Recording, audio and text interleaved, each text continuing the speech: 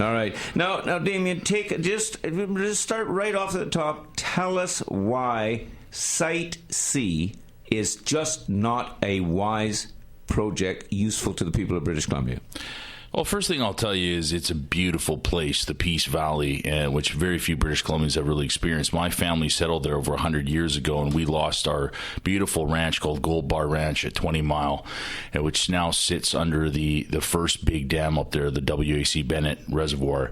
And so I have the Williston Reservoir, W.A.C. Bennett Dam. I have some sense of the loss that would be felt by other landowners, farmers, First Nations who use this incredible country today and have for thousands of years, if another stretch, an 80-kilometer stretch of this valley were to be flooded once again for the third dam up there. But the big issue for me is that at that time, it really did make sense in a lot of ways, and I think even my family understood the sacrifice they were making to build this public power system for British Columbia, provide affordable energy to businesses and households. But today, we don't need this dam. It's going to cost us $10 billion. We've racked up our debt and deficit in this province to record levels, and BC Hydro is run completely amok, forced to do so by this provincial government with this very poor policies around energy development. And we're a net exporter last year of 5,800 gigawatt hours of power. That's about 10% more power than we needed for domestic needs, and that trend is only going up. We've got plenty of energy security here in British Columbia. We're being told by our premier that the whole reason for this dam is to provide cheap, publicly subsidized electricity for this new big liquefied natural gas industry we're being told so many great things about, and how we're going to get all these economic benefits in the province, but only after we build a $10 billion dam subsidized by the taxpayer and the ratepayer with continually escalating power bills, and only after we flood 50,000 acres of prime wilderness habitat and farmland that could be producing food for British Columbia. And we really do have a food security issue here. So we're trading some very important values here. First Nations have declared themselves against it in the region, holding hands with the farmers up there, the cowboys and Indians, as they call themselves, getting together to protect this land. And the really big issue here, Charles, is this is a massive taxation without representation for the rest of British Columbia. The only hearings being held publicly are in the Fort St. John area of the dam. There are none in here in Vancouver, despite the fact that your listeners are going to be paying for this through the nose. Our arm's reach regulator, the BC Utilities Commission, was barred from even reviewing this project, and that can only be really interpreted as a political machination from this government, and it's nothing to do with the public interest here. So I don't see how this dam benefits regular British Columbians or the environment in any way. All right, just a reminder, you're listening to CFRO 100.5 FM, and we're discussing and talking now to Damien Gillis about the Site C proposed Peace River Dam. Tell us a little bit, Damien, about the argument that the electricity is for LNG production. Well, this is just coming straight from the horse's mouth. Christy Clark has stated this on a number of occasions, that Site C dam is essential for providing the enormous energy requirements for this liquefied natural gas industry, which is in its infancy. There are no LNG plants today on our coast, but we have over 12 of them proposed. We keep seeing new ones being added. I think it's 13 or 14 today. Rich Coleman, the Minister of Natural Gas, has told us that they want to see 5 built in the next by just beyond 2020. So 3 by 2020 and a couple more after that. And these dams, these plants, what they do is basically transform natural gas into liquid. They have to freeze it to minus 160 degrees to do that and put it on tankers so it can then be taken to new markets outside of the continent.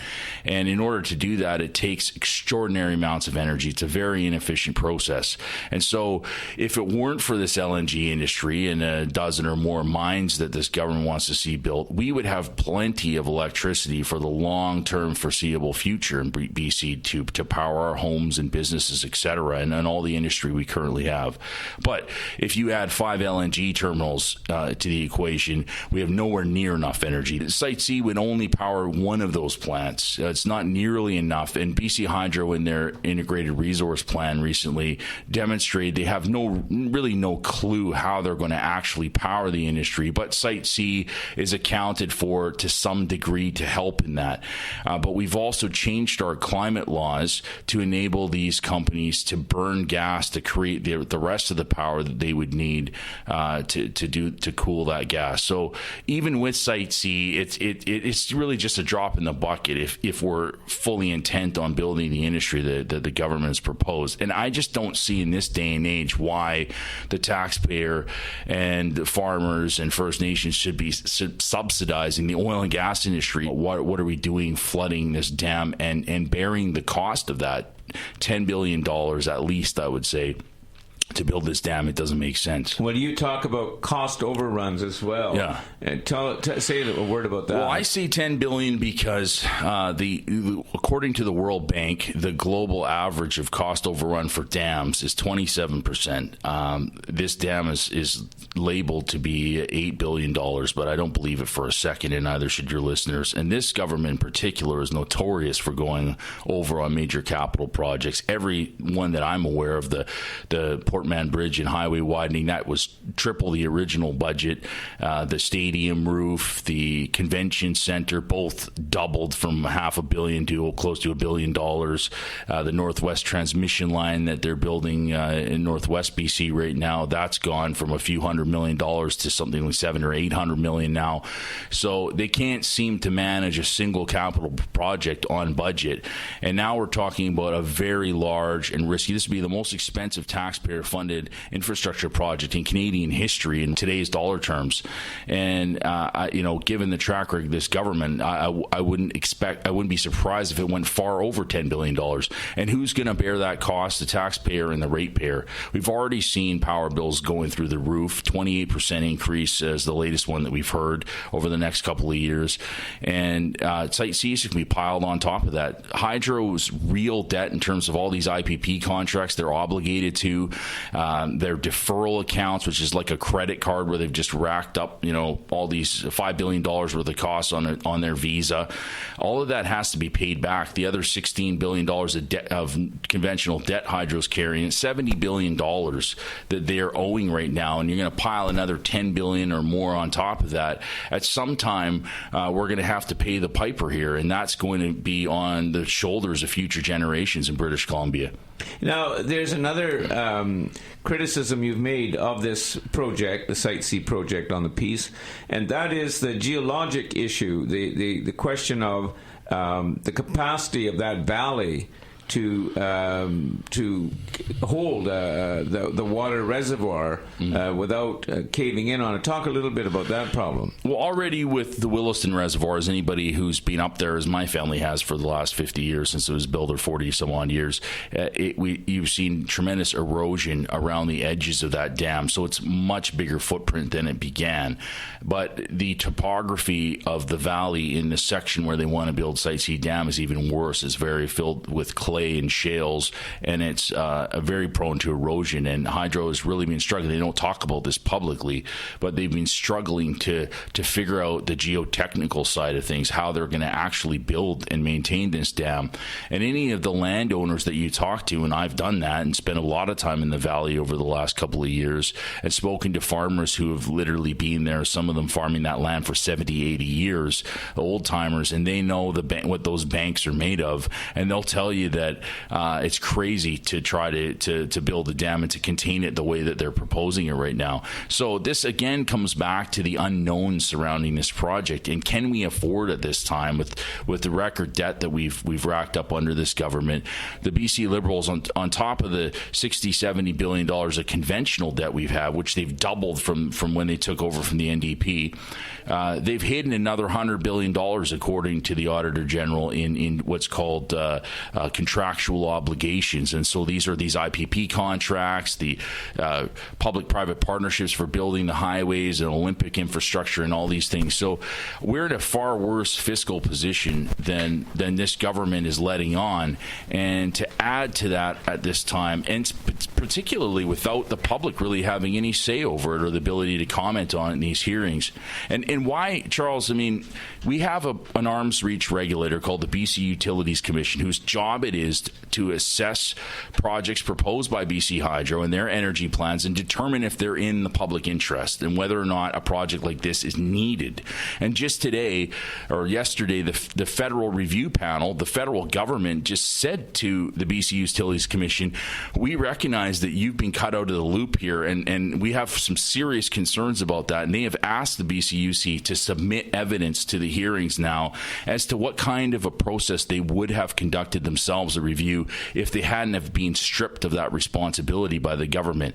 And again, I can't see how that's anything other than a politically motivated maneuver to push through a project that really doesn't make sense if it's held up to proper scrutiny.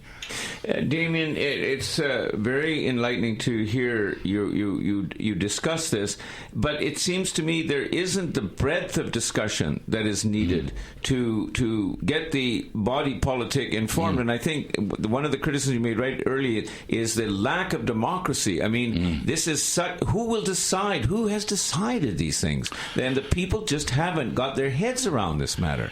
Well, they have. It's been engineered absolutely by this provincial government to keep the public out of this $10 billion expenditure that they're paying for. But you can see there are some cracks forming in the dam, to borrow a phrase. The Alberta government has indicated they've made submission to this. They're very concerned about the downstream impacts. They don't feel that's being taken very seriously. They're going to have to deal with some of the consequences of this dam. The federal review panel, again, is raising some really hard questions right now. And I think the economics are coming through now. They're starting to really realize that this whole thing is based on a faulty foundation. There was a tremendous amount of interest in the region, a lot of coordinated opposition from First Nations. You can bet that they will be taking this thing to government to court over a lack of consultation. So this thing has failed 3 times before already. It's been on the books for 30 years.